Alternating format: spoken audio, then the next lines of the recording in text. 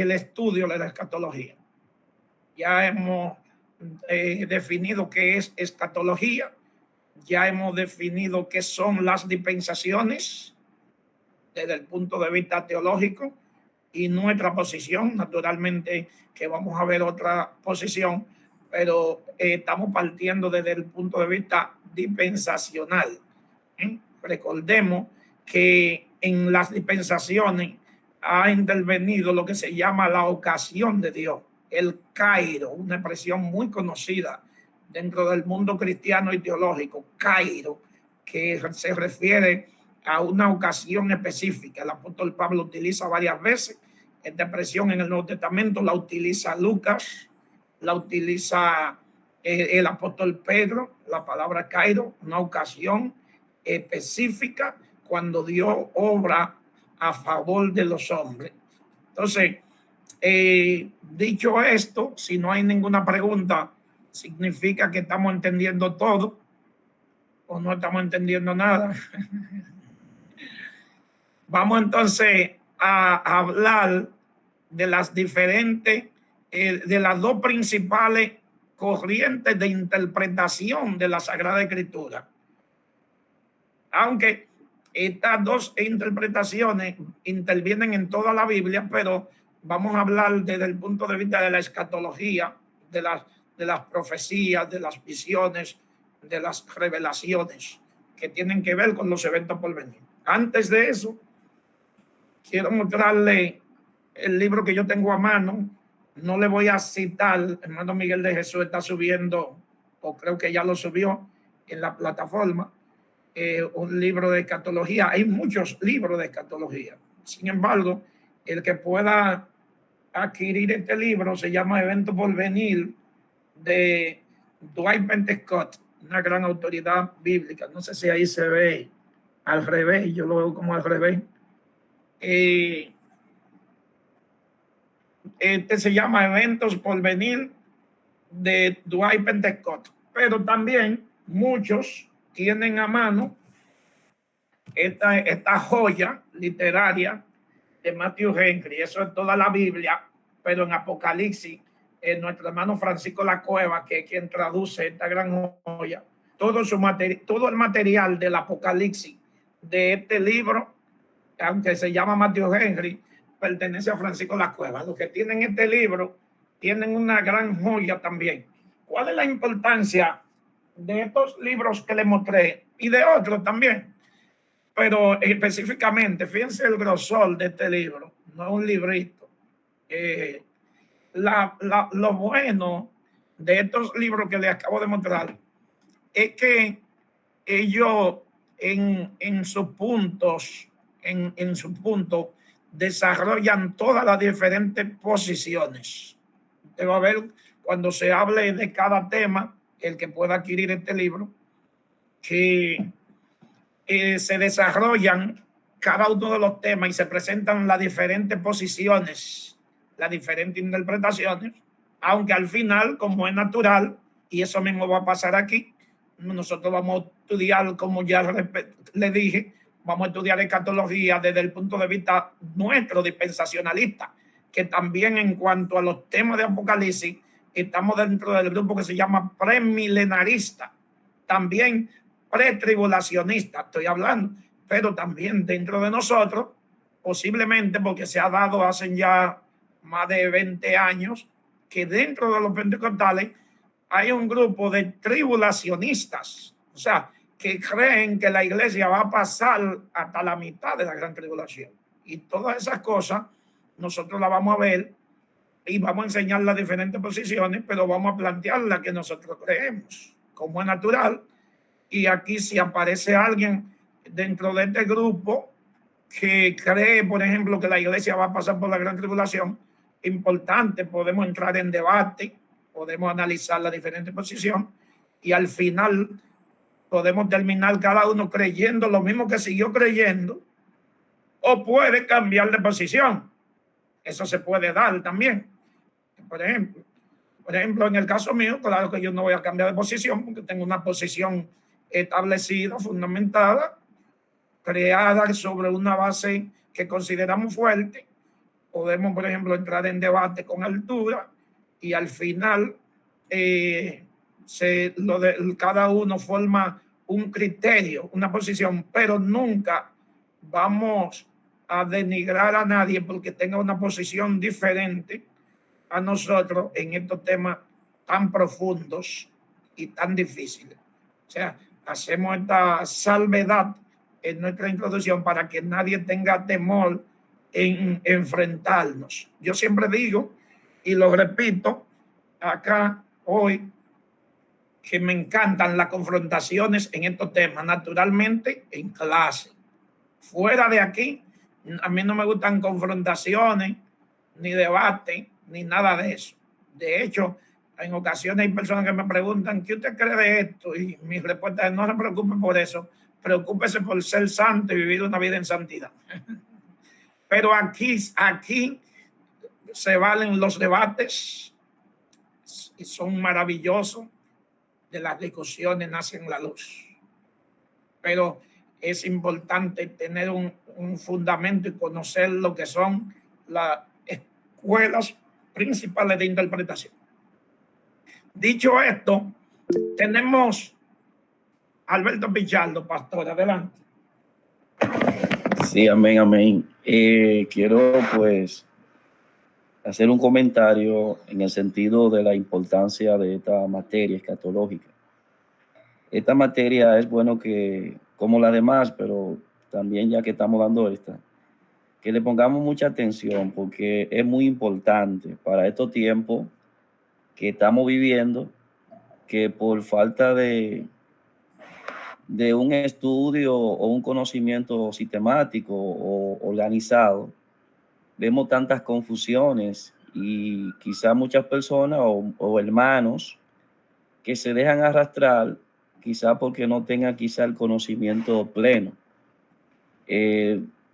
Por ejemplo, en el tiempo que tengo yo en el Evangelio, he visto hombres quizá con tantos años en el Evangelio, por ejemplo, diciendo que el rey Felipe es el anticristo, que fulano es el anticristo. Pero cuando nosotros tenemos un conocimiento y una base firme en la palabra, no nos vamos a dejar confundir. Entonces, este tema es muy importante y más para el tiempo que estamos viviendo, o sea, esta materia. Así que le pongamos atención y ponerle mucha entrega y mucho anhelo. Así es, miren. Sí. Un segundo, pastor. Sí. Mis hermanos, el libro, que son varios, está en el grupo y también va a estar en el aula virtual. El libro de eventos por venir. Y la clase también se está grabando. O sea que después de la clase pueden verla también el link ahí en el aula virtual. Muy bien. Muy bien. Sí, ahí puso Miguel el libro que tenemos, que ya le presentamos aquí en el grupo Eventos por Venir. El que lo quiera comprar, ese libro está costando 2,000 y algo de pesos.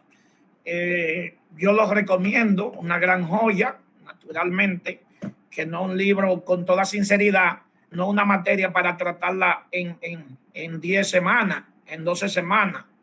Eso, pero nosotros vamos a tratar de resumir los principales temas y luego ya que usted haga una base, tiene la fortaleza para poder usted mismo leer, verificar, etcétera. O sea, esto es una materia muy amplia, muy amplia. Y como decía el pastor Joseph, Dios lo bendiga, es importante prestarle mucha atención porque hay mucha gente hablando bobería que tienen que ver con escatología y lo que hablan es bobería, tontería. Esa palabra, la palabra, como citaba yo en mi mensaje de ayer domingo, la palabra griega moría, que se traduce como locura. El apóstol Pablo cuando dice que el evangelio de la cruz es locura, esa palabra moría se traduce también como bobería, como sandece. Hay mucha gente, muchos cristianos, inclusive líderes y pastores que cuando hablan de Apocalipsis y hablan de esos temas escatológicos, lo que hablan son boberías. Entonces es importante que nosotros le prestemos bien atención y dominemos estos temas, y si no lo dominamos, no hablemos de eso. tengamos cuidado también a quién invitamos para hablar en nuestras congregaciones de eventos por venir, porque hay muchas emociones encontradas en estos temas que en ocasiones conducen a la gente a error. Bueno, dicho esto, las escuelas de interpretación. Las dos principales escuelas de interpretación son la interpretación literal y la de interpretación alegórica. Esas son las dos principales escuelas de interpretación para el Apocalipsis y para los eventos por venir. Nosotros los dispensacionalistas, naturalmente, que utilizamos el sistema de interpretación literal. Literal no significa esto que nosotros tomamos como literal todos los eventos, todo lo contrario. Sabemos que Apocalipsis, Zacarías, Daniel, etcétera, traen tantos símbolos y tantas figuras, pero nada tiene que ver en cuanto a lo que es el sistema de interpretación. Recordemos, como vimos ya en hermenéutica, que la Biblia es su propio intérprete. La Biblia es su propio intérprete. Entonces, cuando nosotros usamos la hermenéutica para interpretar la Biblia, vamos a utilizar las reglas científicas que ellas nos dictan. ¿Y qué nos dice la primera regla de la hermenéutica? Que lo primero que nosotros tenemos que tomar el texto literal, lo que dice el texto, y analizarlo desde el punto de vista teológico, irnos a ver qué quiso decir el autor. Entonces, ese sistema de interpretación literal es el que nos marca la Biblia misma. ¿Dónde comenzó por primera vez a interpretarse la Biblia? ¿Alguien tiene idea? ¿Dónde comenzó? Estamos hablando de la Biblia. Lo que estamos acabando de decir ahora, lo hemos dicho en otros términos, pero ahora quiero, para que la mente quede clara, ¿quién comenzó a interpretar la Biblia? La Biblia como tal, la ley de Dios. ¿Alguien tiene idea? 5, 4, 3, 2, 1, 0. En la Biblia comenzó a interpretar, el primer intérprete de la Biblia se llamó Esdras. Ese fue el primer intérprete de la Biblia, de la ley, Esdras. Eso podemos verlo allá en Nehemías, podemos ver en el libro de Esdras, porque Esdras tuvo que interpretar, ese es el primer intérprete literal. O sea, la interpretación de Esdras fue literal, o sea, lo que él interpretó era lo que decía el texto, lo que él transcribió al pueblo era lo que decía el texto. Entonces, ¿por qué Esdras fue el primer intérprete? ¿Alguien tiene idea? ¿Tenemos idea de por qué Esdras fue el primer intérprete? Bueno, aquí, pues pastor. se lo digo. Francesca, adelante. Sí, si mal no recuerdo, fue porque él se propuso escudriñar las escrituras para enseñar al pueblo, porque el pueblo estaba un poco confundido y no conocían bien lo que era la palabra. Y él se propuso escudriñar en su corazón y, como por así decir, empaparse de la palabra para él enseñar al pueblo de manera correcta el significado de la palabra. Eso es cierto, pero recordemos que es donde yo quería que cayeran. Yo sé que ustedes lo saben todo lo que voy a decir, pero lo que queremos decir, bueno, vamos a escuchar a Desiree Ramírez. Bueno, como el pueblo fue llevado cautivo a Babilonia, me corrigen si estoy mal, y luego que el pueblo volvió de la deportación, ya me parece que hablaban otras lenguas. Démele un aplauso a Desiree, por favor. Démele un aplauso a Desiree. Ahí era donde lo quería llevar, a lo que acaba de decir Desiree.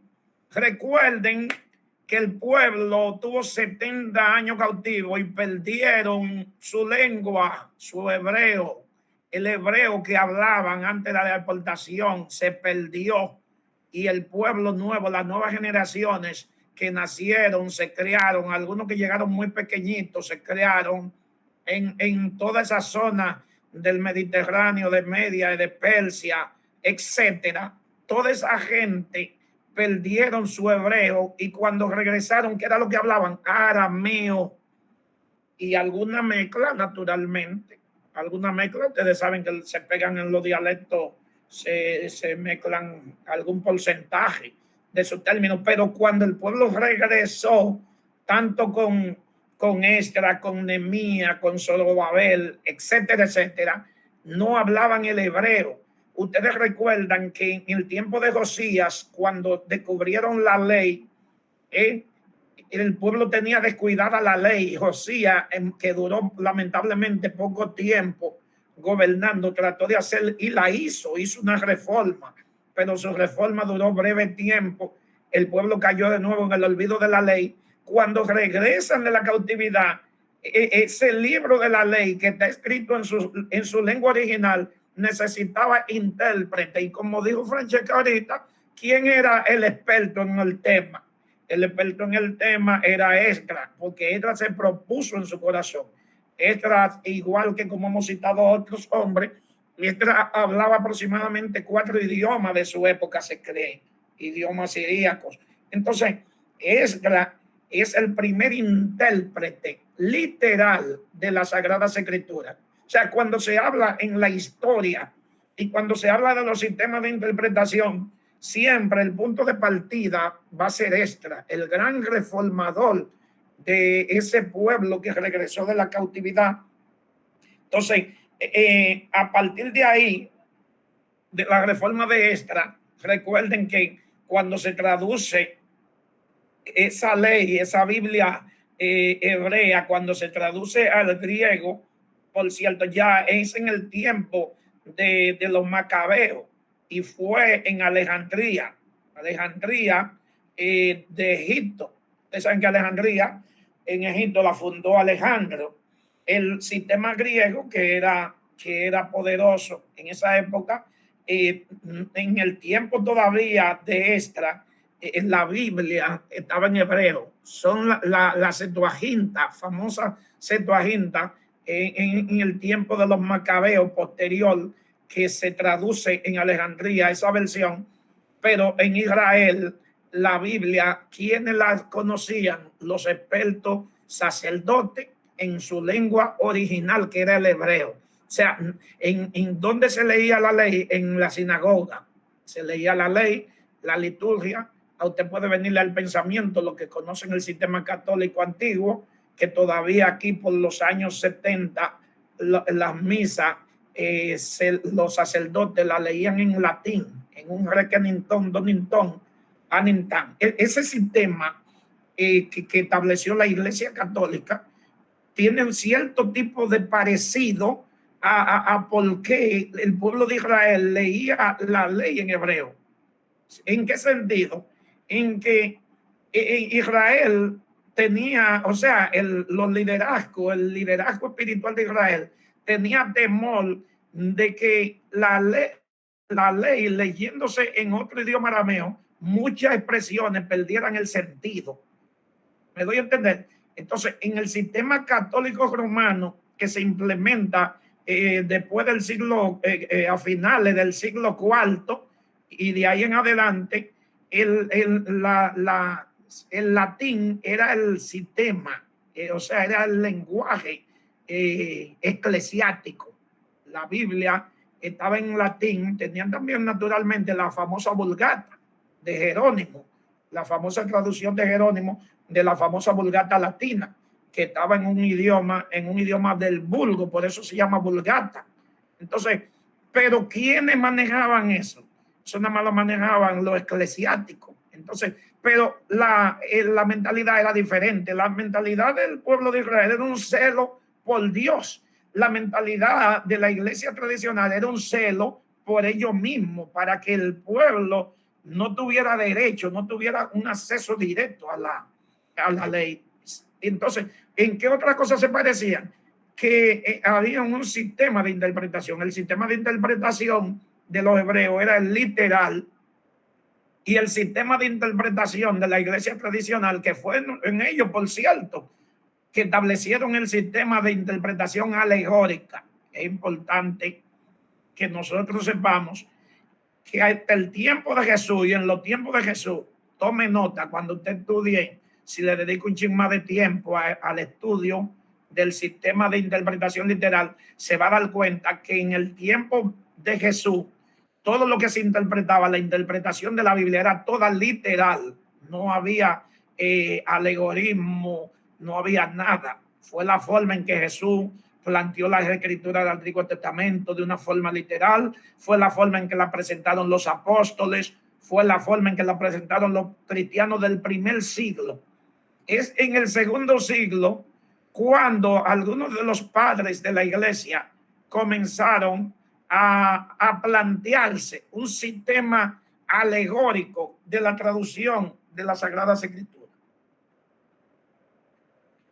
Ese sistema alegórico lo que plantea no es más una interpretación, es más una posición de la iglesia que lo llevó a establecer un sistema que solamente ellos tenían la interpretación del texto bíblico, nadie más podía plantear otra cosa sino lo que ellos decían, lo que ellos planteaban, el significado que ellos querían dar, que es el problema del sistema de interpretación alegórica, que se le da una interpretación a lo que el que está interpretando quiere simbolizar, que significa algo. Le doy un ejemplo bíblico. Naturalmente que el ejemplo bíblico tiene un aval. El aval que tiene el ejemplo bíblico que le voy a dar es que el Espíritu Santo da testimonio de que lo que Pablo estaba diciendo es soplado por el Espíritu Santo. Ejemplo, cuando Pablo presenta a los Gálatas la alegoría del monte Sinaí, que dice que el monte Sinaí es Agar. Cuando habla, eso creo que Gálatas capítulo 2, cuando dice, está poniendo a Agar como la esclava y a la esposa de Abraham, Sara, como la libre. Entonces, él dice ahí que Isaac es el hijo de la libre, mientras que Agar es el hijo de la esclava. Él trae una alegoría, como ustedes podrán verlo, y los tradicionalistas, cuando plantean el sistema alegórico de interpretación bíblica, tratan de poner el ejemplo de Pablo, de que Pablo utilizó la alegoría. Entonces, el que hace una alegoría, solamente en su mente está la interpretación. No sé si me doy a entender. ¿Qué dice la Biblia misma? El apóstol Pedro, que la escritura no es de interpretación privada. Voy a ver si me van siguiendo. ¿Cuál es la diferencia? Que el sistema literal es un sistema lógico, es un sistema científico, es un sistema que cualquiera que tenga el conocimiento y la profundidad va a llegar a la misma conclusión que el otro. ¿Por qué? Porque se está basando en lo literal, en la realidad. Está utilizando las herramientas que no importa que te lo haga, que lo haga aquel y que lo haga el otro. Si utilizan esas herramientas, ¿a dónde van a llegar? A la misma conclusión. En el sistema alegórico es diferente. El que interpreta alegóricamente, aquel interpreta una cosa, el otro interpreta otra, el otro interpreta otra. Nunca pueden haber 10 interpretaciones alegóricas y ninguna van a coincidir. Si hay 10 interpretaciones literal, las 10 van a coincidir. ¿Me doy a entender?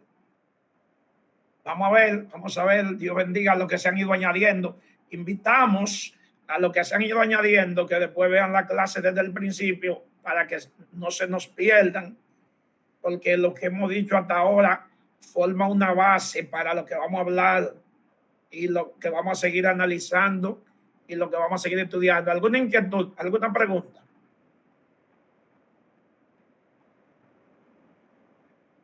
Formulen preguntas, formulen inquietud. No hay forma de que no podamos formular preguntas, aunque sepamos algo, formulemos preguntas para provocar cierto tipo de dinamismo. Que no solamente esté yo aquí hablando. Alberto Pichardo. Ok, pastor, con relación a lo que usted está hablando de la alegoría, que se refiere a una percepción o algo personal. Pero se puede dar el caso de que si una persona quiere interpretar o o decir algo de la palabra de forma alegórica, puede decir, lo digo a modo personal, un ejemplo. Sí. Él lo puede usar, pero Siempre y cuidado. cuando, siempre y Exacto. cuando, Siempre y siga. cuando se aclare de que no, o sea, de que puede ser, no es una interpretación así, vamos a decir, sino que sea personal. O sea, No hay dejar de más, estar en esa parte. siempre y cuando no choque con el texto. ¿Mm? Ok, Y con ningún paralelo, ni cercano ni lejano de la Sagrada Escritura. Si alguna alegoría que usted presente o cualquier predicador que puede hacerlo, tiene que hacerlo que nunca choque con una doctrina fundamental, ni que choque de forma paralela, ni cerca ni lejos del texto sagrado, pero claro que sí. ok, amén. Mano Dionisio Peña. Dios bendiga a todos mis hermanos, Amén. en especial nuestro pastor que Dios ha puesto para que nos dirija, hermano. Dios le bendiga a todos. Pastor, qué interesante esta materia y además también, pastor, ¿usted me puede explicar un poquito más de la alegoría, un poco más profundo, por favor? La alegoría se la voy a dejar a todos, anótenla como tarea. Investíguenme qué es la interpretación alegórica. ¿Te la puedo leer? Ah, bueno. Sí, sí, no, pero no ahora, porque entonces ya dimos la definición y te saben que necesitamos ir avanzando. Pero está bien, vamos a darle la oportunidad a Joseph, lea interpretación alegórica. ¿Qué dice esta corriente? Escuchemos. Bueno, o sea, no la interpretación, yo le voy a definir lo que es la alegoría. Sí, exacto. Sí. Es una figura retórica o recurso artístico que consiste en representar una idea o concepto abstracto a través de una metáfora, personaje o símbolo. Sí, eso es una alegoría, pero no estamos hablando de la alegoría, sino de la interpretación alegórica de la Biblia. Que entienda que no es como de la alegoría como tal, porque en la Biblia hay mucha alegoría, inclusive las parábolas se consideran en cierto modo alegoría, porque solamente estaban en la mente del que daba la parábola. Recuerden cuando estudiamos la parábola que Jesús mismo, los discípulos le preguntan a Jesús, ¿qué significa la parábola? Y dice la Biblia que él le hablaba la parábola a propósito para que la gente no entendiera, y después le daba la interpretación a los discípulos de la parábola, porque la interpretación de esa alegoría estaban en la mente de Jesús. Pero aquí no estamos hablando de la alegoría bíblica como tal, sino de la interpretación alegórica. O sea, de ese sistema que quiere interpretar la Biblia todo de una manera alegórica y no sobre la base del fundamento. ¿Cuándo esto se da? Cuando la gente no encuentra salida a un tema, la forma más fácil es de interpretar y decir, eso lo que quiere decir es, por ejemplo, como cuando la gente se sueña algo, ay, me soñé con un niño, eso que es un ministerio. Ay, me soñé con tal cosa, eso significa tal y tal cosa. O sea, esa es una interpretación alegórica que tuvo y tiene una incidencia extraordinaria, porque hasta el día de hoy la misma escuela, por ejemplo, de interpretación, lo que se llaman amilenarista, su posición de interpretación bíblica es alegórica. Por eso usted ve que grandes doctrinas hoy, por ejemplo, como la doctrina de los adventistas del séptimo día, para poner un ejemplo, los sabáticos, ellos no creen como tal, como nosotros creemos el sistema apocalíptico. La Iglesia Católica tradicional, que es la más poderosa, no creen en el milenio como tal, sino que creen que el milenio se está todavía viviendo desde el primer siglo hasta ahora. ¿Por qué? Porque tienen una interpretación alegórica del texto sagrado. Entonces, las mismas interpretaciones han surgido de ella escuela. Tenemos la escuela premilenial, los premilenaristas, los milenaristas y los postmilenaristas. Perdón, premilenarista, amilenarista y postmilenarista. Son escuelas que han surgido por la interpretación. Entonces, alguna vez los que han estudiado las diferentes doctrinas y las creencias de las diferentes doctrinas en cuanto a lo que es la escatología, se habrán preguntado, pero ven acá, ¿y por qué creen de una manera tan diferente? ¿Por qué si Pablo habla tan claramente? ¿Por qué si Pablo habla tan claramente del arrebatamiento de la iglesia? ¿Por qué hay doctrinas que no creen en el arrebatamiento? No sé si a usted le ha surgido esa pregunta precisamente por el sistema de interpretación. Porque usted le pregunta a un católico romano acerca del arrebatamiento y lo que le va a decir, no, eso son cosas alegóricas.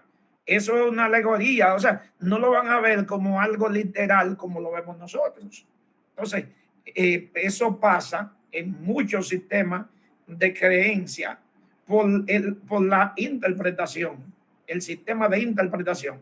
Que usted diga, pero no se, es que la Biblia dice eso clarito. Bueno, eso fue lo que trajo precisamente la reforma protestante, porque la iglesia armó un sistema que tenía la doctrina secuestrada, y lo que decía la iglesia era la doctrina.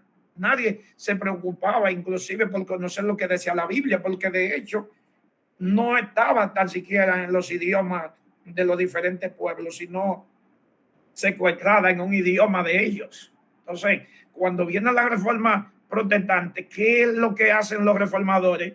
Que comienzan a interpretar la Biblia desde el punto de vista literal, a traducir la Biblia desde el punto de vista literal. Y eso tenemos que agradecérselo a esos grandes reformadores. Como decíamos ahorita al inicio, volvemos siempre a repetirlo, cuando hablamos de reformadores, tenemos que hablar de Martín Lutero, tenemos que hablar de Juan Calvino, tenemos que hablar de Melitón. Siempre menciono esos nombres porque son los que más rápido llegan a la mente. A ese conjunto de hombres que jugaron ese papel extraordinario, fue eso precisamente lo que ellos trajeron de nuevo. Volvieron al pueblo a la palabra, a la interpretación literal del texto. Y a partir de ahí, como podrán ver después cuando profundicen más en lo que son las diferentes escuelas, se van a dar cuenta que en la línea hay un micrófono abierto, creo que Julio César López González. Entonces, pero ya tenemos una mente clara, ¿verdad? De lo que es la escuela, la interpretación literal y la interpretación alegórica. Podemos pasar entonces a otro punto si no hay alguna pregunta. Si no hay alguna inquietud, de todas maneras, llévese como tarea, investigue bien, empápese bien de lo que creen esas dos formas de interpretación. Nosotros nos vamos a suscribir a la interpretación literal, la interpretación literal de la Sagrada Escritura en todo el sentido de la palabra. Entonces, Alberto Pichardo, adelante. Disculpe que Julio César tiene el micrófono abierto, no sé si quiere decir algo.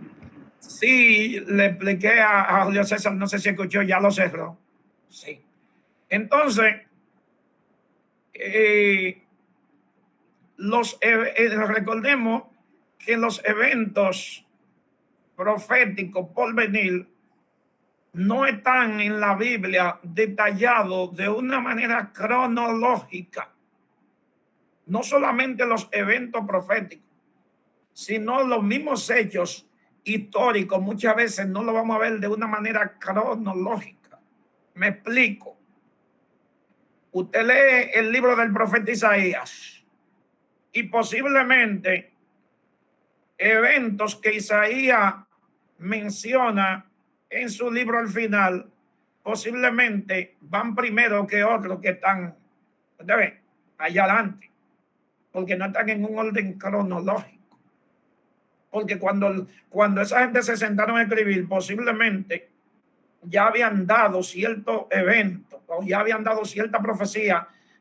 ¿Cuántos años de Isaías profetizando? Aproximadamente 50 a 60 años, según los datos históricos y bíblicos. Entonces, en esos 60 años, cada vez que Isaías daba una profecía, él no iba a escribirla. O sea, cuando llega el momento que quizá Dios lo impida escribir, él comienza a redactar y no está de una manera ordenada cronológicamente para que se entienda. Le aplico de atrás para adelante y de adelante para atrás. Eso mismo pasa en toda la Biblia.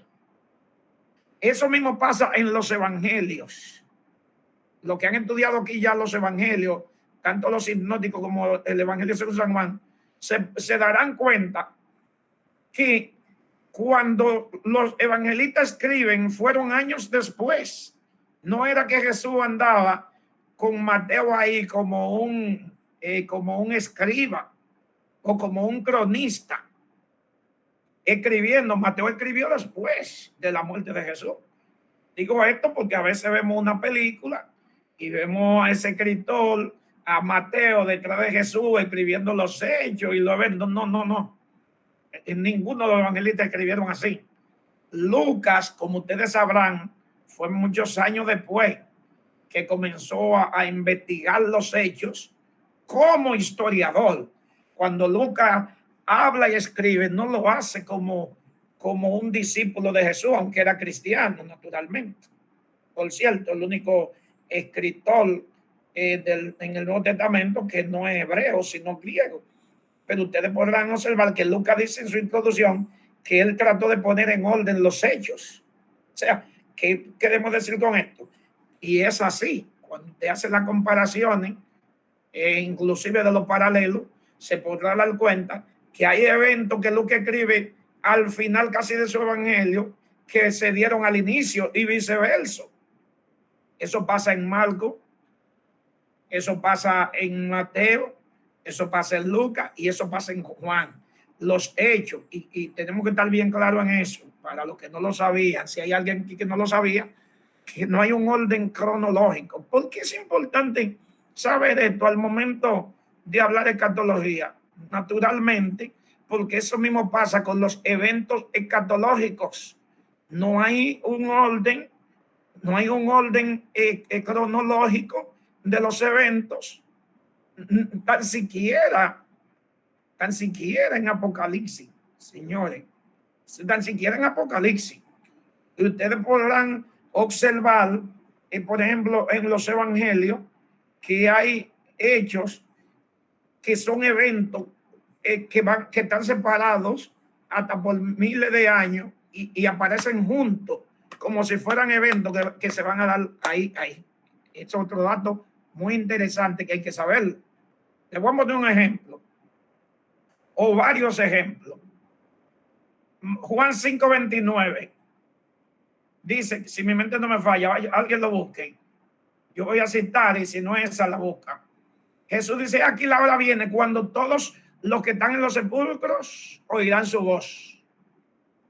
Y los que hicieron lo bueno saldrán a resurrección de vida. Y los que hicieron lo malo saldrán a resurrección de condenación. Alguien está conmigo, busca el texto a ver si hay. Juan 5:29. Observemos algo interesante aquí. Quiero que alguien me lo busque, por favor. Ahí, ok. Así es. ¿Qué dice ahí?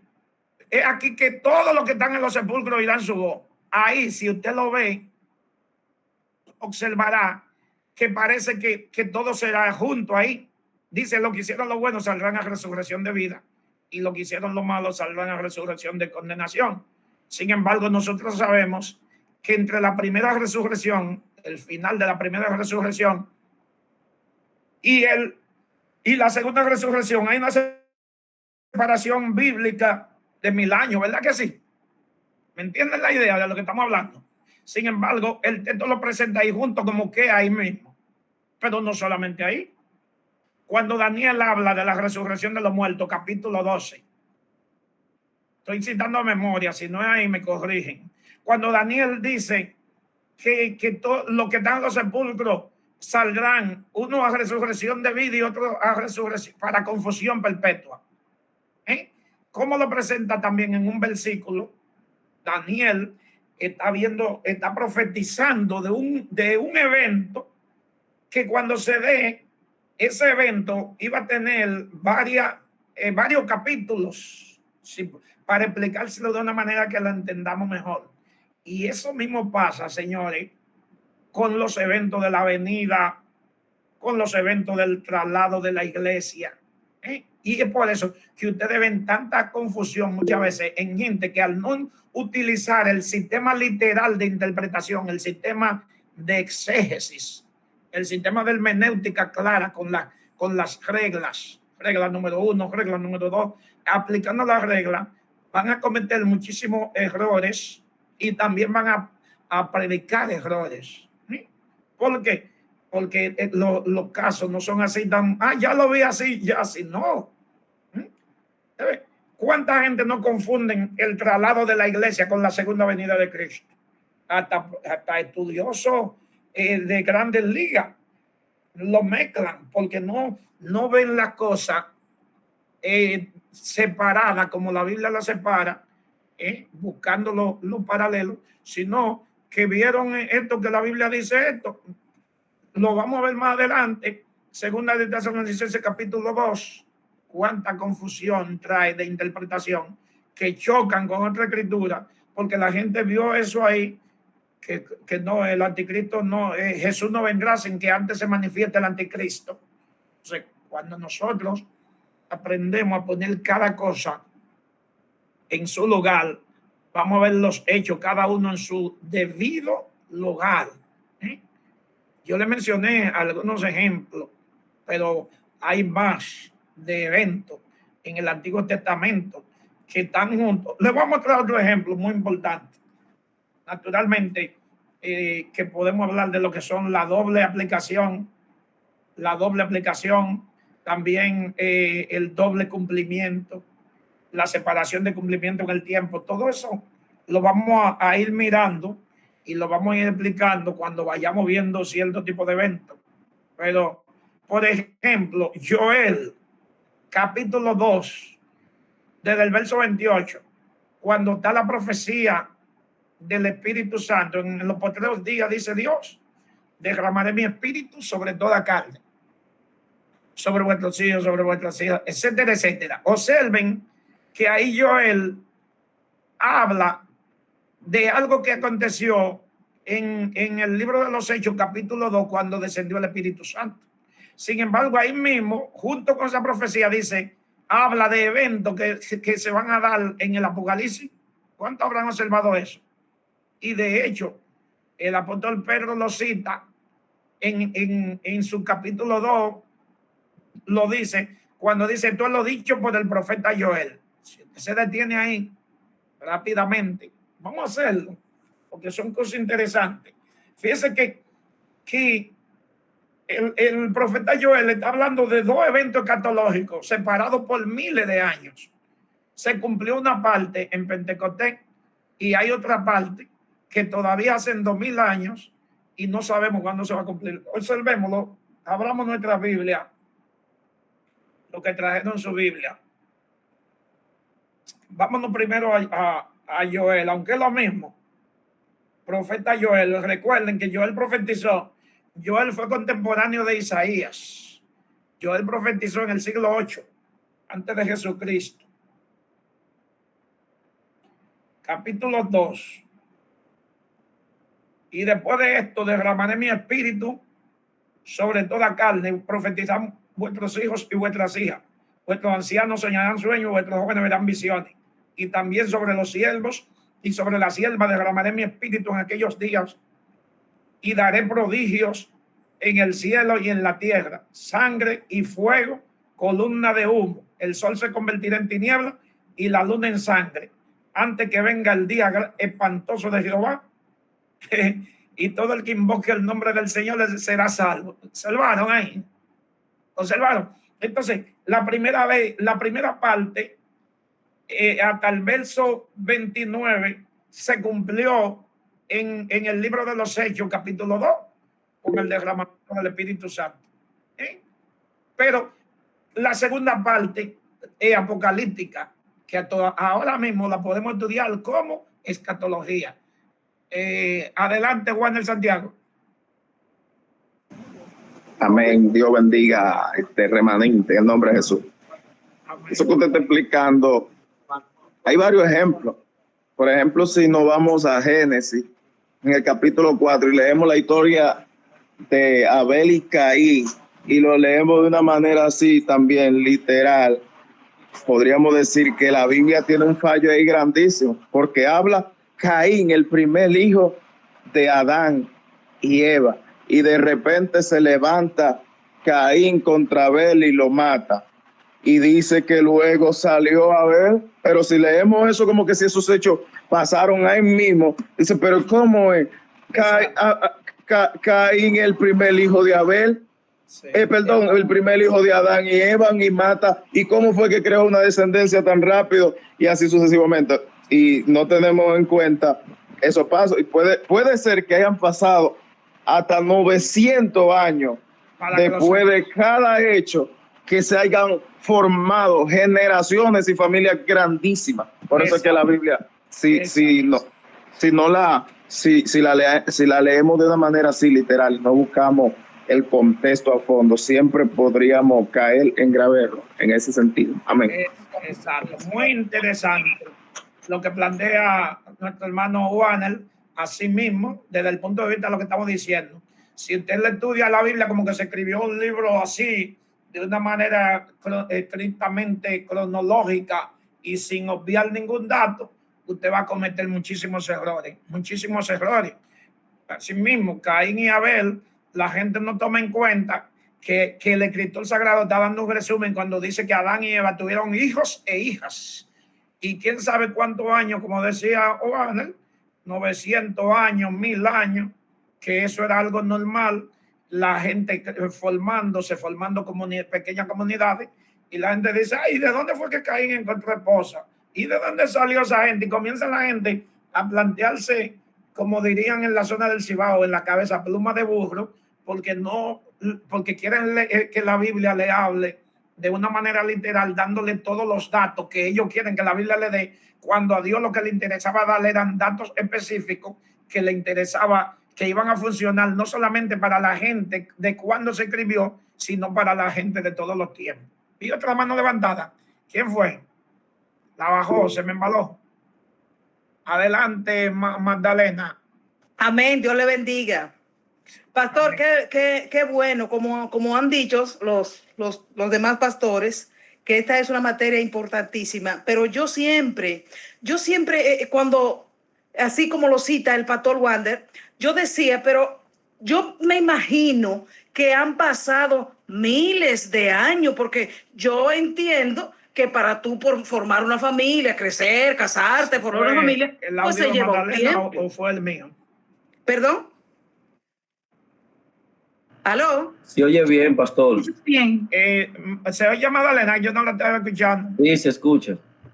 Se escucha bien. ¿Me escuchan ahora? Sí, adelante.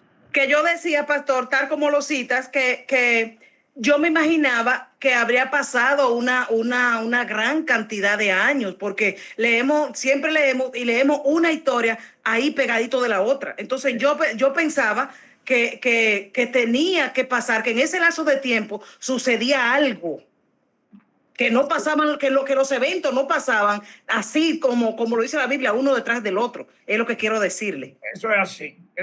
Ya nosotros estamos claros de lo que acabamos de decir. O sea, amén.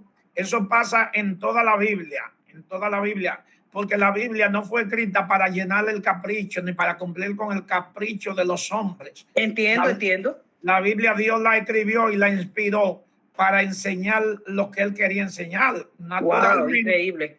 Naturalmente que, como ya hemos visto en otra materia, y sirva aclararlo de nuevo en esta, la Biblia se escribió en un espacio de 1500 años. Hasta la misma Biblia no fue como usted decide, me escribí un libro ya y duró 2 meses, 3 meses escribiéndolo. No, en la Biblia entre el primer escritor y el último hay un espacio de 1500 años de diferentes culturas, diferentes épocas, porque inclusive hasta siendo del mismo territorio Palestina fueron diferentes culturas. ¿Por qué? Porque lo que fueron antes de la deportación a Babilonia tenían una cultura y los que regresaron tenían otra cultura.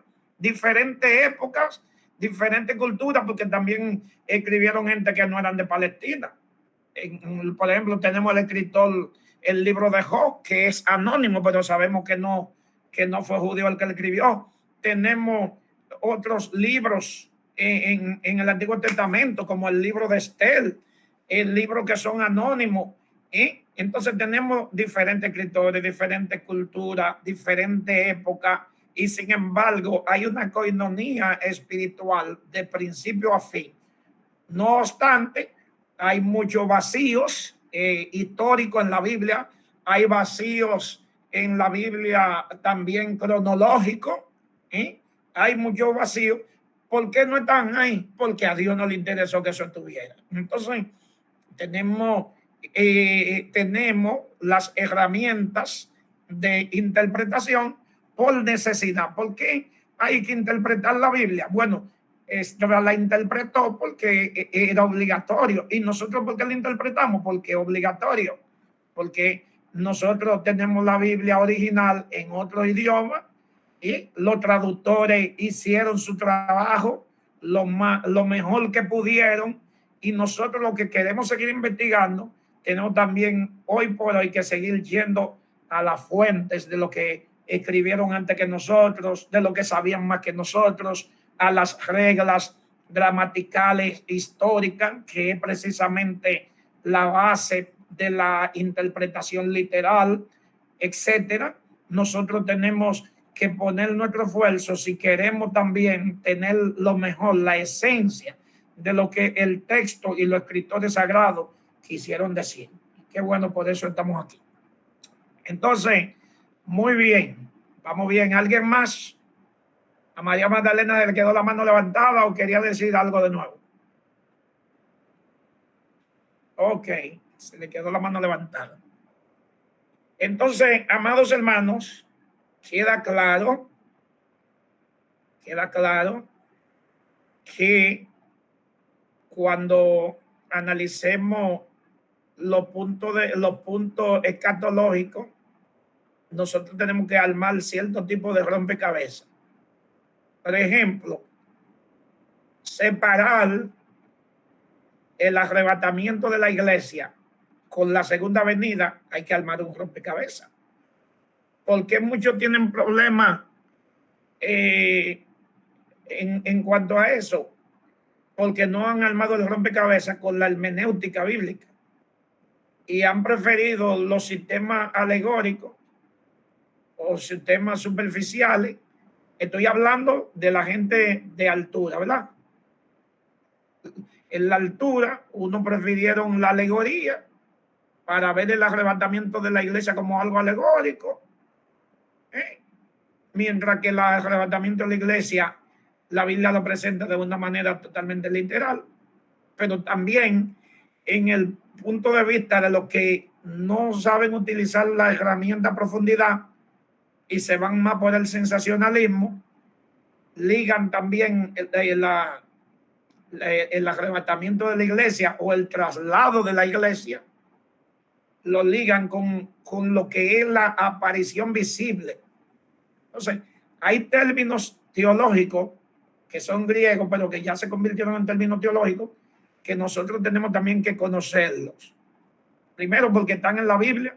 Segundo, porque ya se han hecho términos genéricos teológicos. Y tercero, para que podamos separar una cosa de la otra. Por ejemplo, la palabra parusía. La palabra parusía es una palabra bíblica, pero ya es una palabra también teológica, que siempre tiene que ver con lo que es la aparición. Y el término epifanía es otro término que también es teológico, porque tiene que ver también con algo que en manifestación, en ocasión parecen sinónimos, tanto la parucía como la epifanía, pero hay una diferencia bíblica cada vez que los apóstoles la usan, mayormente el apóstol Pablo.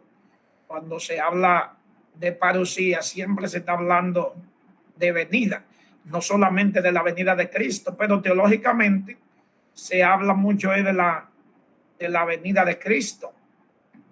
Y aún hablando de la venida de Cristo, el mismo contexto del término parucía en el Nuevo Testamento tiene varias aplicaciones. Hay que ver en el contexto en el que lo está diciendo. Pablo habla de parucía cuando le habla a Tito de que viniera, a Timoteo de que viniera a verlo. Pablo habla de parucía cuando dice que iba a ir a ver a la iglesia, creo que a una de las iglesias. Pablo utiliza el término parucía en 1 Tesalonicenses 4:13, pero con respecto a la parucía del Señor, Pablo utiliza el término parucía y epifanía en Tesalonicenses capítulo 2. Yo tengo la Biblia, el Nuevo Testamento interlineal griego. Posiblemente hoy no vamos a terminar de ese tema, pero vamos a comenzar con el tema de la parucía y lo que es la epifanía. Tiene que ver, repito, esos términos teológicos, tanto con manifestación como aparición. Entonces, en los evangelios de Mateo capítulo 24 y su paralelo en Lucas, habla también de la epifanía, de la aparición visible cuando Cristo aparecerá por segunda vez. Sin embargo, es importante que desmarcando territorio, por así decirlo, todos nosotros sepamos que cuando hablan Mateo capítulo 24 y su paralelo también en Lucas capítulo 21, no es un trato con la iglesia, sino con el pueblo de Israel, con los israelitas. Es otro punto interesante, que no saben separar los tribulacionistas.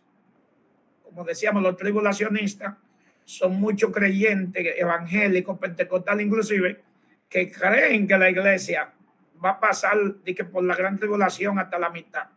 También eso se combina con Apocalipsis capítulo 7, con aquella multitud vestida de ropa blanca de todas las naciones, pueblos, tribu y lengua, que salió en medio de la tribulación, que la verdad es que en honor a la verdad le da mucha fortaleza a esa posición. Entonces, me gustaría saber si hay alguno aquí dentro de este grupo. Hasta ahora tenemos 43 personas o 43 dispositivos. Posiblemente hayan más, porque a veces hay 2 personas en un dispositivo. Me gustaría saber si dentro de este grupo hay alguien tribulacionista. O sea, cuando decimos tribulacionista, hay que cree que la iglesia pasará por la gran tribulación. Me levanta la mano sin problema. No vamos a entrar en un debate necio, sino que en cualquier momento estaremos analizando y debatiendo. Pero me gustaría saber, ¿no hay nadie? Todos somos pre-tribulacionistas. Parece que sí. Nadie se me está durmiendo. No, estamos despiertos. Sí. Bueno. Mire, no hay nadie aquí, pero como quiera, si no hay nadie aquí así tribulacionista, fortaleceremos nuestra posición con fundamento. A Mauricio Ramírez dijo algo, yo no puedo verlo, se levante la mano y hable. Hermano José, adelante.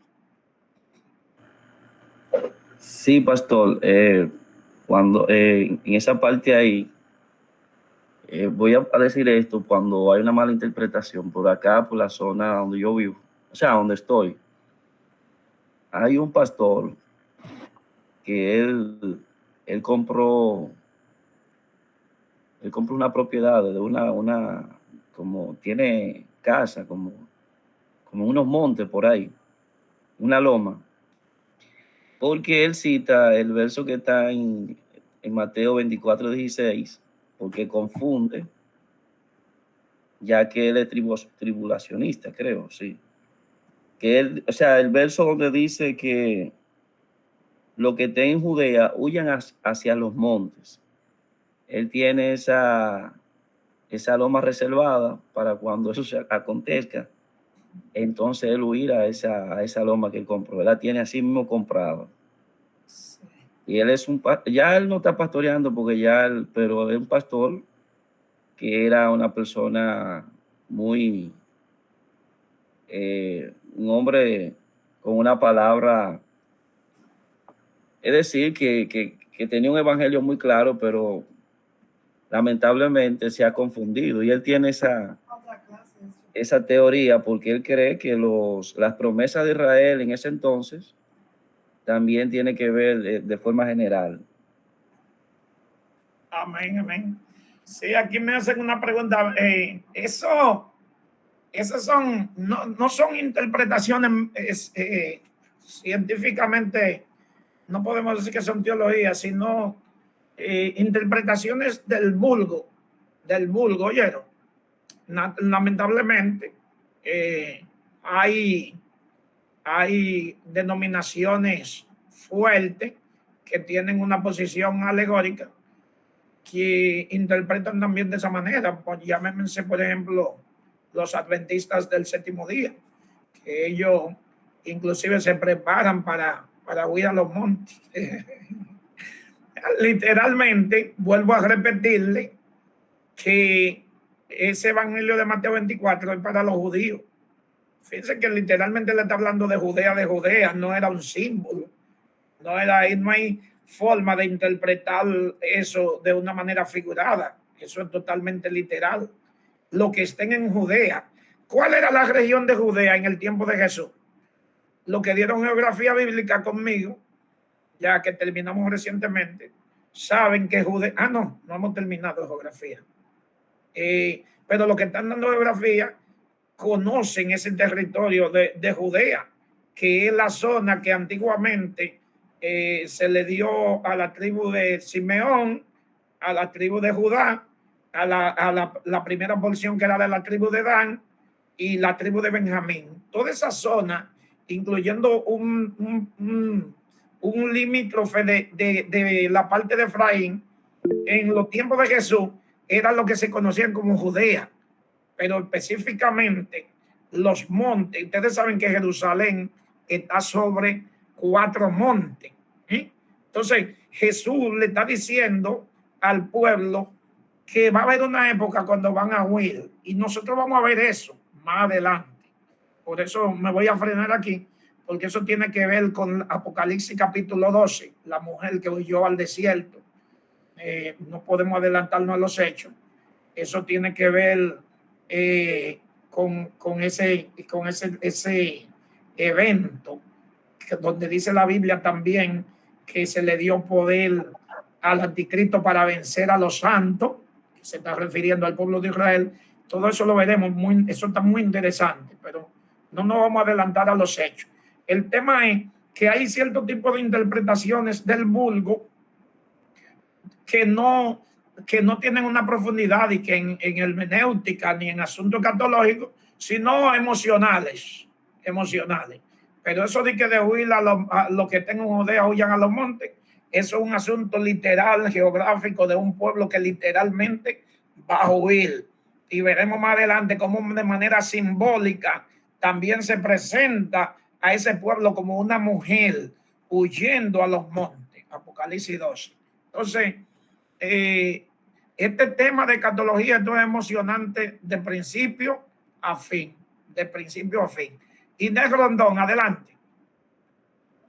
Amén. Dios le bendiga a todos. Muy buena la clase, pastor. Que el Dios del cielo lo continúe bendiciendo cada día más para enseñarnos a nosotros. Una preguntita que yo estaba hablando un día con una pastora y gracias a Dios que todos los que estamos aquí creemos que nosotros no vamos en el rapto. Pero ella me decía que los que no creen como nosotros, se van a perder, se van a quedar. Yo le digo, no, porque si ellos viven una vida en santidad, no se van a quedar. Si viven la palabra, no hay por qué quedarse, porque no creen igual que nosotros. Y ella decía, no, pero porque no creen, se van a quedar. Yo dije, no, yo no creo. Mira, difiero juntamente de ti porque no creo ese punto. Exacto. Porque si vive la palabra, estás en santidad, suena la trompeta, pues se va también con Cristo. Exactamente. Dios le bendiga, hermana Inés. Eso siempre lo hemos dicho, que las diferentes creencias escatológicas no te van a afectar si tú vives una vida en santidad. Dios no es injusto, porque no es lo que tú interpretaste lo que te va a salvar. Lo que te va a salvar es que por la fe tú creíste en Cristo y fuiste lavado con la sangre de Cristo. Con la sangre de Cristo. Eso es lo que te va a salvar a ti. Le voy a poner un ejemplo paradójico, una paradoja. Yo creo, por ejemplo, no lo voy a poner conmigo, dos personas. Uno cree que la iglesia va a pasar por la gran tribulación y esa es su creencia y nadie lo saca de ahí. Y otro cree que no, que la iglesia no va a pasar por nada de eso, que el Señor viene a arrebatar a su pueblo, el Señor va a librar a los que son de él, de la ira venidera. Y nosotros decimos, bueno, el que tiene la razón es aquel. Sin embargo, el que tiene la razón no vive una vida en santidad. Y el que no tiene la razón vive una vida en santidad. ¿Cuál es el que se va a ir con el Señor? El que tiene una vida en santidad. La demanda de nosotros ver a Dios es que seamos santos. La demanda de ver a Dios es que hemos sido santificados por haber creído por la fe en Jesucristo y haber sido lavados con la sangre del Cordero. Lo que usted y yo creamos en eventos por venir, Dios no nos va a juzgar a nosotros por eso, porque son, unos se sujetaron a una interpretación, otro a otra, y cuando viene a ver, yo creía que tenía la razón y estaba equivocado. Pero eso no me va a garantizar a mí ni la salvación ni la perdición. Lo que me va a garantizar que yo soy salvo es que yo acepté a Cristo como mi Señor y Salvador, es que yo vivo una vida conforme a su palabra, es que yo estoy dando el fruto del Espíritu. Porque el fruto del Espíritu no es que yo tenga la razón en escatología. El fruto del Espíritu no es que como yo creo que esa es la verdad. El fruto del Espíritu es amor, gozo, paz, paciencia, benignidad, bondad, fe, mansedumbre, templanza. Contra tales cosas no hay ley. Entonces, eso es así, mi hermana. Y eso es así, mis hermanos. Sin embargo, el conocimiento de los eventos por venir es importante que nosotros sepamos, no es para nosotros estar en una expectativa de terror, sino en una expectativa de gozo. ¿Se entiende eso? Hay gente que están preocupados, ay, que si Cristo viene, ay, que si el anticristo, ay, que si la gran tribulación, ay, que si los 4 jinetes. No, los eventos por venir del conocimiento es para nosotros tener una seguridad y una expectativa de que en cualquier momento Cristo se lleva a la iglesia. Eso era lo que creían los apóstoles, todo, que en cualquier momento Cristo venía. Y esa es la expectativa de la iglesia y esa es la expectativa de conocer. No es para estar aterrado y asustado, ay, que si Cristo viene, que si no estoy velando. Velar no significa que usted te dedique en la madrugada, ay, déjame ver si Cristo viene. No, velar significa que usted viva la palabra. Usted está viviendo la palabra, usted está viviendo en santidad, usted está viviendo una vida pura. Usted no tiene que estar de que, ay, que si Cristo viene. No, si viene, me fui con él. Si viene la muerte, también me fui con él. Y la esperanza, porque aguardamos su venida. Pero el aguardar su venida lo que significa es que estamos viviendo la palabra. Pastor José Guzmán. Amén, amén. Dios bendiga a todos. Amén. En esta maravillosa clase, muy interesante y muy educativa. Dios bendiga, pastor, y además a usted y a los suyos. Sí, pastor, quiero enfatizar en algo de lo que usted hablaba de que hay mucha gente, pastor, que hacen su propia interpretación, aún pastores, y le dan una mala interpretación a la palabra de Dios. Muchos interpretan de la segunda venida, muchos interpretan mal también de que hay que huir a los montes. ¿Y cuántos puntos, pastor, que son discutiblemente que la gente lo malinterpreta? Aún me acuerdo yo que cuando la pandemia, mucha gente decía, no voy a vacunar porque creían que eso era del sello y que el anticristo y muchas cosas, pero es porque no tienen el conocimiento de la palabra de Dios. Sí. Porque entonces muchos tenían miedo de vacunarse porque ese era el sello, que el sello era la bestia. Si nosotros entendemos la palabra de Dios, sabemos que el sello que viene es un sello literal, ¿tú me entiendes? Es algo literal porque la Biblia habla de la frente o la mano derecha. Entonces, el que no tiene el conocimiento no va a entender estas cosas y va a creer lo que la gente le diga, ¿tú me entiendes? Por su propia interpretación que le da a la palabra de Dios sin escudriñar, sin investigar, y muchos entonces también a otros lo arrastran también a esa doctrina, a esa falsa doctrina de que las cosas son así, que hay segunda vuelta y que la iglesia va a pasar por la gran tribulación, ¿usted me entiende? Pero nosotros tenemos que estar conscientes, no creo, o ellos lo hay, quizá muchos pastores pentecostales que tienen eso también como los sabáticos también que tienen una falsa creencia, mala interpretación de Mateo 24, ¿usted me entiende? Entonces, nosotros con la sabiduría que tenemos, pastor, y con la enseñanza y leyendo y escudriñando, sabemos que ahí hay dos profecías, una para el pueblo de Israel y otra para la iglesia. Y nosotros tenemos que estar conscientes y seguros en quién estamos creyendo y de qué es lo que nos toca a nosotros y lo que no nos toca. Amén. Amén. Sí. Eso es así. Quede claro desde ahora, como señalamos al principio, y lo veremos en los análisis que vamos a estar haciendo. Mateo 24 y su paralelo, Lucas capítulo 21, nada tiene que ver con la iglesia, absolutamente nada. Repito, no tienen que ver nada con la iglesia. Es verdad, usted lo ha usado, yo lo he usado. Que la Biblia dice que vendrán guerras, rumores de guerra, y que entonces vendrá el fin, y lo aplicamos al evangelio nuestro, al evangelio de los gentiles. Eso es cierto. Todos los evangelistas lo siguen haciendo. Sin embargo, nada que ver con la iglesia, ni con las señales, inclusive, agárrese si usted quiere de los asientos. Ni las señales de Mateo 24 y Lucas 21, nada tiene que ver con el arrebatamiento de la iglesia. ¿Cómo, pastor? Pero la Biblia dice que vendrán rumores de guerra y nación contra nación y pestilencia. Y eso es lo que hemos predicado, sí es verdad. Pero ninguna de esas señales tienen que ver nada con el arrebatamiento de la iglesia. Se lo pruebo ahora mismo con la Biblia. Cuando Pablo y Pedro habían pasado ninguna de esas señales, ninguna. Y ellos no estaban esperando la venida de Cristo en el momento de ellos. Pablo nos dice en 1 Tesalonicenses 4, 13 en adelante, y nosotros los que vivimos, porque Pablo creía que en ese momento, que en cualquier momento, esa era la expectativa de Pedro, esa era la expectativa de los apóstoles, esa era la expectativa de la iglesia primitiva, que era inminente.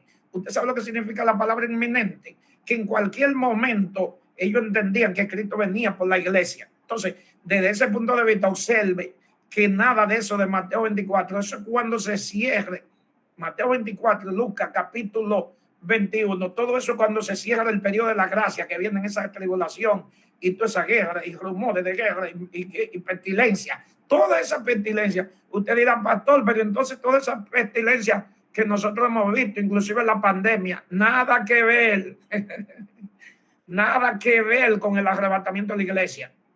Nada que ver, todo eso es dentro cuando se cierre el periodo de la gracia y comience el periodo de esos 7 años. En esos 7 años se verá de todo eso, pestilencia, rumores de guerra. Claro que los primeros 3 años y medio serán más o menos de una calma, pero después habrán pestilencia, rumores de guerra, hambre, los 4 jinetes del Apocalipsis, etcétera. Entonces sí, que viene esa predicación del Evangelio por los ángeles, esa predicación del Evangelio, una predicación angelical donde todo Israel en el mundo entero, pero eso lo veremos más adelante. Le estoy dando ese adelanto porque usted dirá, wow, pero tenía mucho tiempo yo creyendo. Sí, los evangélicos siempre lo hemos predicado, hemos escuchado a los evangelistas, hemos escuchado, pero estamos hablando ahora desde el punto de vista real, de la escatología, de lo que la Biblia enseña de la verdad.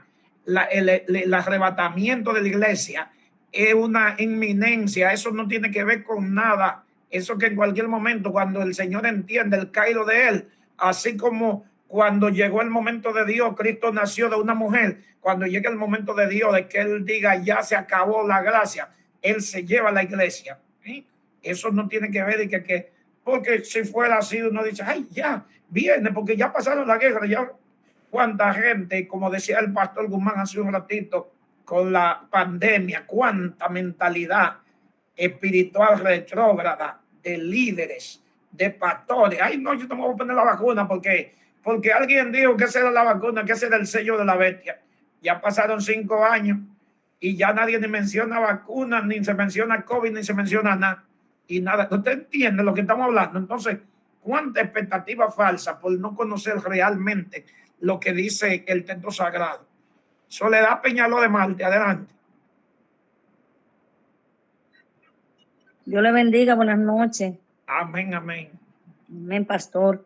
Pastor, yo quiero ver si me puede aclarar ahí algo. Yo estaba en una actividad en Agua y un pastor estuvo leyendo y explicando en el Salmo 82, versículo 6, que dice, yo dije, en el nombre del Padre y del Espíritu Santo, amén.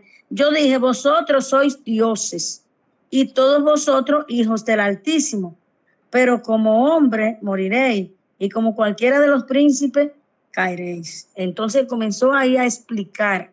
Él no estaba predicando, no. O sea, no era que le tocaba predicar, sino que él quiso hacer esa exhortación. Y él comenzó a decir que nosotros somos dioses. Entonces yo entiendo que no, yo entiendo que soy una hija de Dios después que yo le entregué mi vida a Cristo. Pero explíqueme usted como maestro, Sí, porque estamos aquí para aprender. Amén, mi hermana Soledad. Ustedes saben que estamos en escatología, ¿eh? Amén, sí, sí. Eso no tiene que ver nada con escatología, pero está bien. Deben tomar un minuto. Deben tomar un minuto.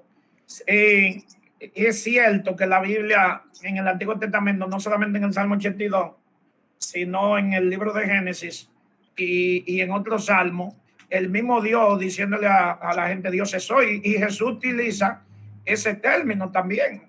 No sé si muchos lo ignoran aquí. En el libro de los evangelios, él cita al salmista, porque la palabra dioses es la palabra Elohim,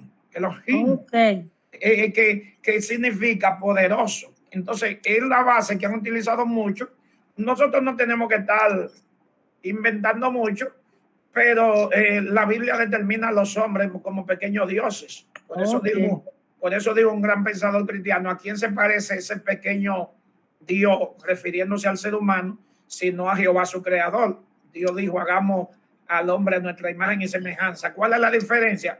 Que nosotros tenemos que reconocer que nosotros somos carne, como digo el salmista. Nosotros somos gusanos. Entonces, y como hombre moriremos. Pero es cierto, la Biblia en más de 4 ocasiones se refiere a los seres humanos como a los gines, como dioses. Y cuando lo analizamos desde el punto de vista del significado, es verdad. Los hombres son pequeños dioses. Por eso es que usted ve que el hombre como imagen de Dios tiene una mente que se crea las cosas en la mente y después las hace. Todas las cosas que el hombre que tenemos hoy, mire cómo estamos hablando ahora mismo a través de estos dispositivos. Cada uno en sus diferentes lugares. Entonces son creaciones de esos pequeños dioses. Pero usted y yo considerémonos así mismo como simples siervos y como simples siervos. Amén, pastor. Gracias, pastor. Cerramos el paréntesis y volvemos a escatología. Amén, amén. Miren, la semana que viene si Dios quiere, vamos a comenzar, no digo que terminemos, pero vamos a comenzar a hablar acerca de ese primer evento, de la segunda venida y del arrebatamiento de la iglesia o traslado de la iglesia. La palabra que se traduce como arrebatamiento también se traduce como traslado. Ese término también está en Juan capítulo 14, cuando Jesús dijo, no se turbe vuestro corazón, creéis en Dios, creed también en mí. En la casa de mi Padre muchas moradas hay. Si así no fuera, yo lo hubiera dicho. Voy pues a preparar lugar para vosotros.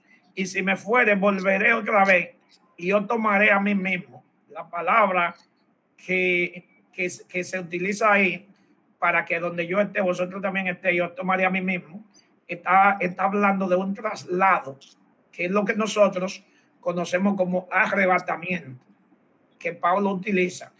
Por muchos años los pentecostales hemos utilizado la palabra rapto. Muchos la han visto mal el término, otros la han visto bien, pero es una expresión para utilizar el término del arrebatamiento, del traslado. Muchos no han visto el término bien porque cuando buscamos su significado etimológico, parece como si fuera un robo. Sin embargo, Jesús habla en varias ocasiones con el término de ladrón en la noche, como ladrón en la noche.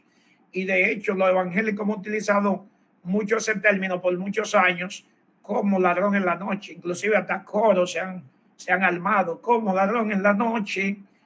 Son coros antiguos que se cantaban, que hoy no se escuchan. Como ladrón en la noche, así será la venida del Hijo del Hombre. Entonces, sí, y ella no puede mentir. Pues para ustedes la vieja guardia, que su venida será como ladrón en la noche. Ahora, es importante también nosotros sepamos que nosotros desde mucho tiempo hemos hecho mezcla y la pasamos por alto porque la cantamos, nos gozamos en los cánticos y pasamos por alto muchas canciones que inclusive se mezclan, tanto la venida como el arrebato o el traslado de la iglesia. Son dos capítulos diferentes de un mismo evento. Tanto el arrebatamiento o traslado de la iglesia como la segunda venida son dos eventos diferentes. Muchos lo ligan como si fuera el mismo. No es el mismo, son dos capítulos totalmente diferentes. En época, en tiempo, claro, precedido uno del otro por 7 años, en el sentido literal que lo vamos a estudiar y analizar. Pero, ejemplo, el himno número 3 del Himnario de Gloria.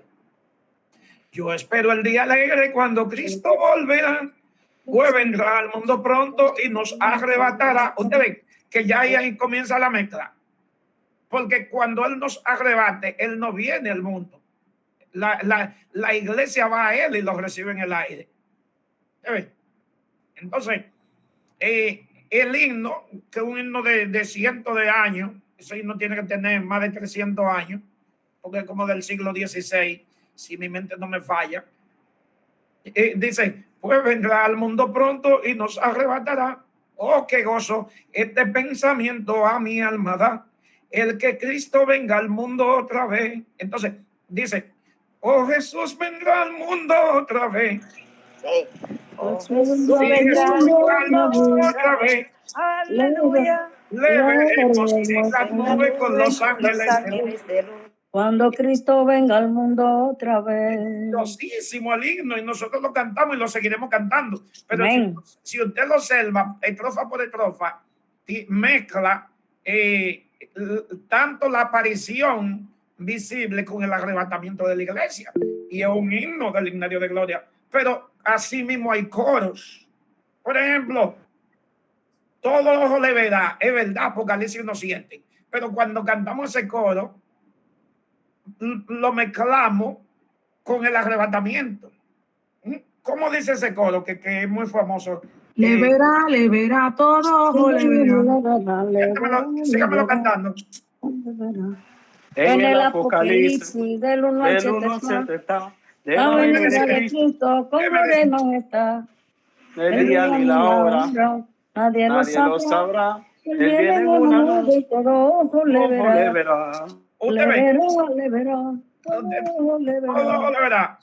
Entonces, ahí, en ese coro, hay mezcla, porque hay una parte donde nos involucra a nosotros. Sin embargo, cuando nosotros veamos el análisis bíblico, nos vamos a dar cuenta que si es cierto que todo le verá, nosotros venimos en ese grupo. La iglesia viene en el grupo de Apocalipsis 1:7, donde todo le verá. Eso muchos lo sabemos, pero lo vamos a analizar aquí desde el punto de vista catológico, la interpretación de los eventos, y vamos a separar los eventos uno por uno para que nosotros veamos. Por ejemplo,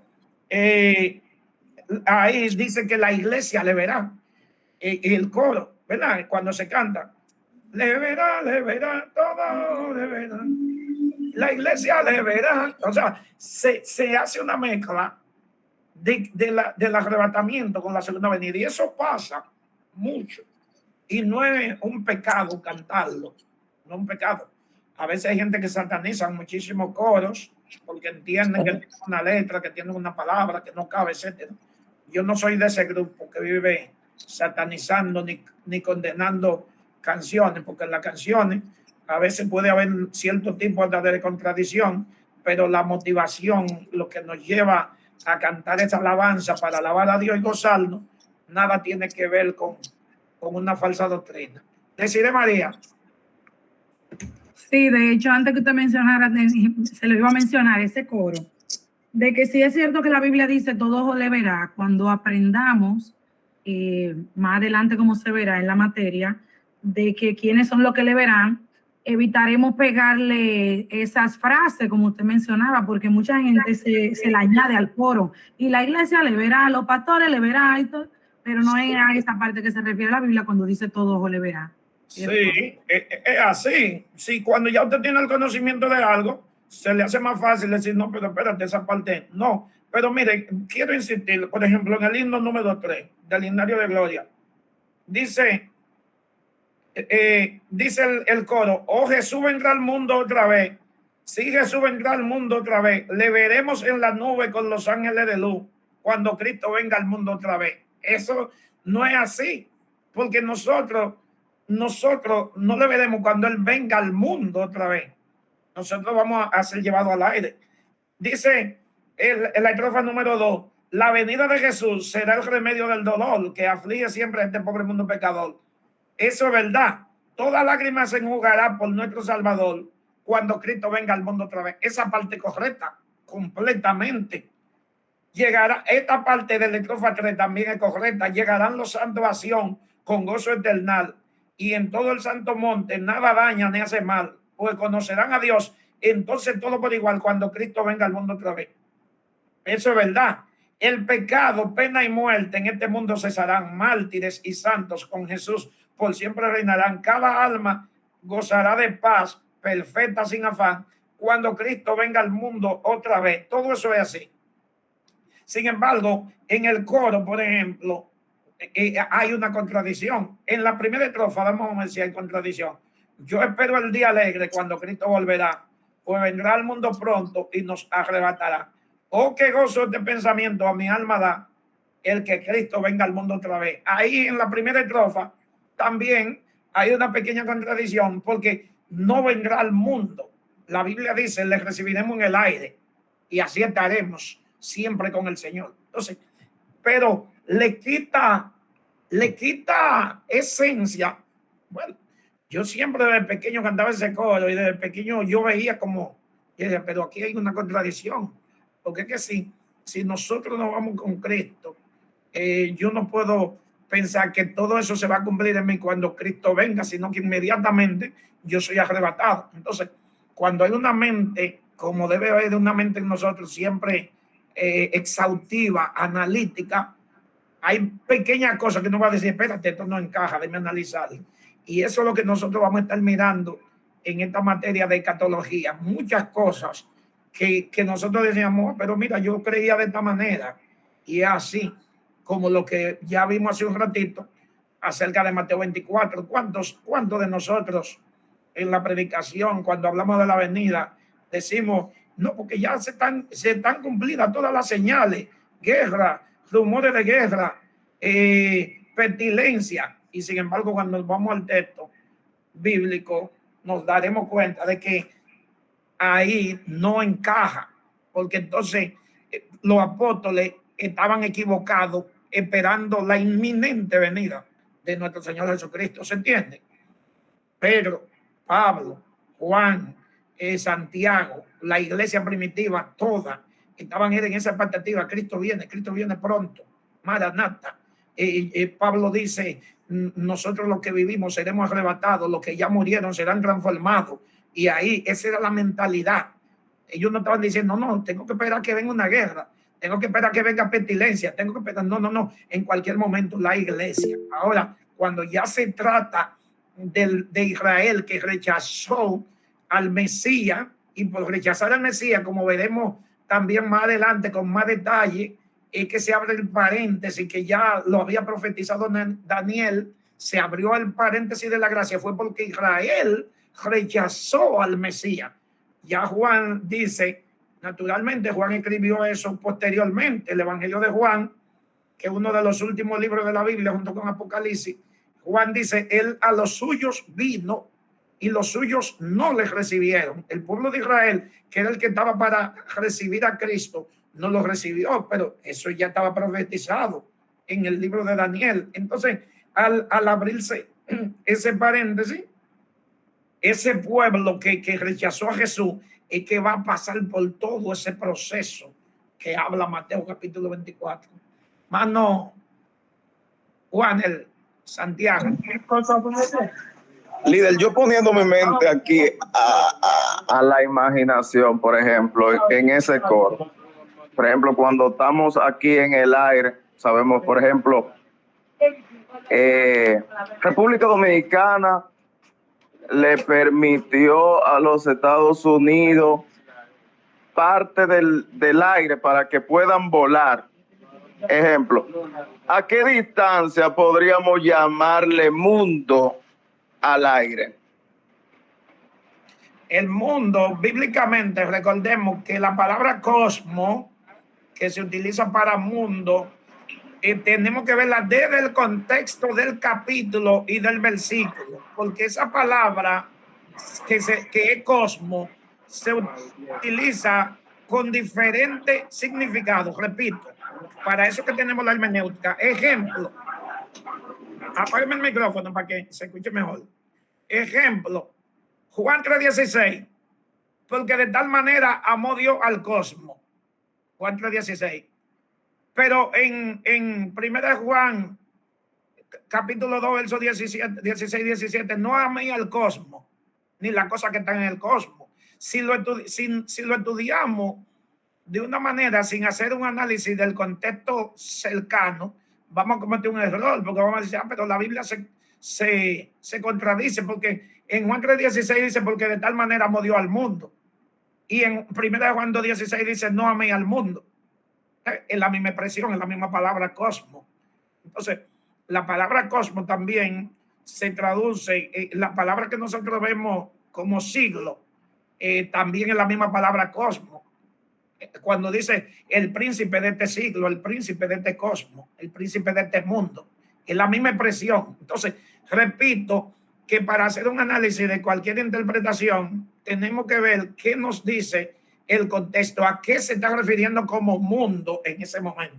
En la pregunta que nos está haciendo Warner, no se nos está refiriendo ni al aire ni al sistema del globo, sino se está refiriendo a la persona, llegar aquí a la persona, al sistema de cosas establecido por el hombre, que es la misma expresión de cosmos cuando se traduce sistema de cosas. Naturalmente, que esa expresión la vamos a ver mayormente en la versión del Nuevo Mundo, la Sagrada Escritura, que es la que utilizan los testigos de Jehová, que ellos la palabra cosmos, mundo, la traducen como sistema de cosas, que no está mal, está bien.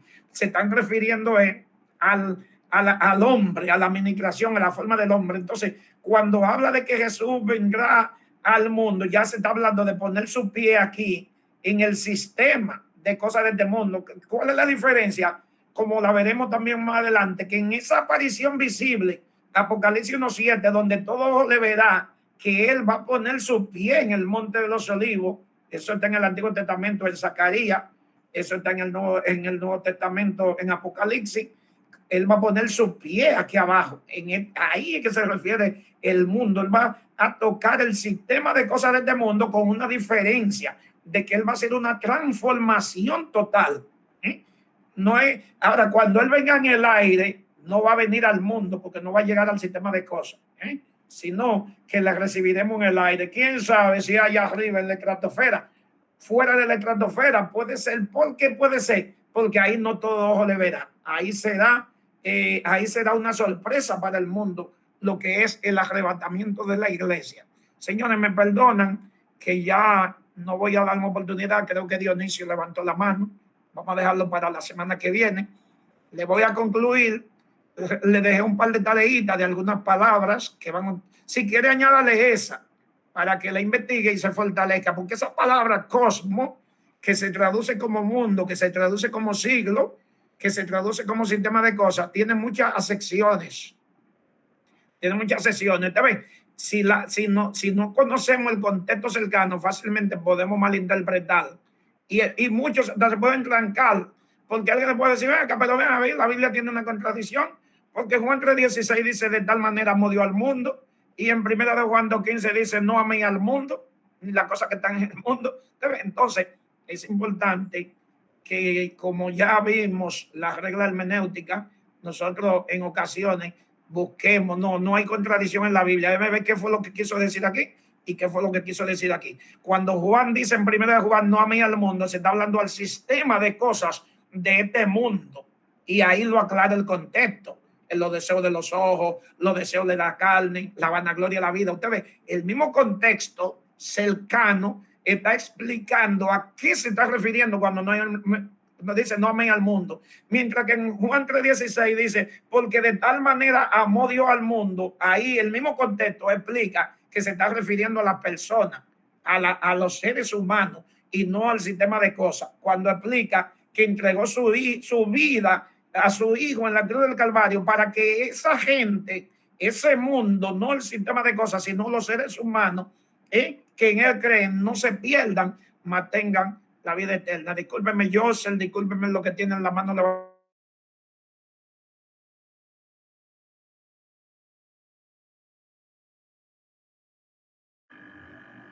Se cayó la llamada. Parece que se frizó.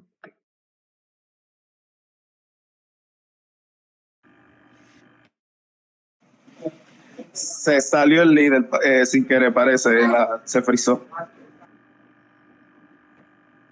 Bueno, Dios le bendiga a todos. Entonces, está a las 8:30, ¿no? Bueno.